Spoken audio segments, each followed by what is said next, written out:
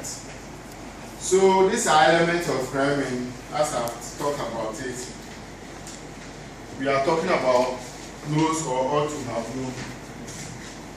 Knows or ought to have known, and the property is part of or forms part of, and the source must be what? An unlawful source. So you can break it down as who has committed the crime, the person who knows or ought to have known.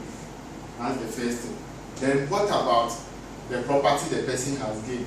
Is he part of the property or forms part of the property? Maybe it will be a gang or it may be an individual. So if the person is the main person or he even is operating with a gang to undertake that operation, then we can say he is part of the what? Criminals. Then what has he done? He has what? Embarked on an unlawful activity. What is unlawful, as he said earlier, is from country to country. We come to the Ghana law and look at what Ghana law says about the predicate crimes. Any question?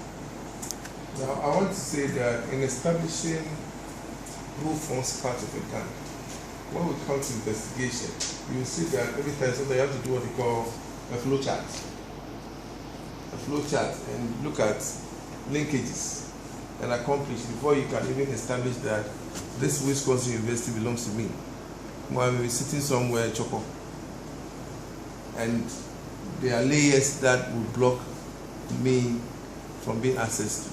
So, as to who is the real money launderer, normally you want to use a flow chart and draw lines so you get to the person who actually you are looking for as Alright, so section 2 also talks about aiding and abetting. Now what is aiding and abetting? It says that the person, somebody aids or somebody abets when the person knows or ought to have known that another person has obtained proceeds from unlawful activity and enters into an agreement with that person or engages in a transaction where the retention or the control by or behalf of that other person the fruits from unlawful. I think these are legal terms. But what this is simply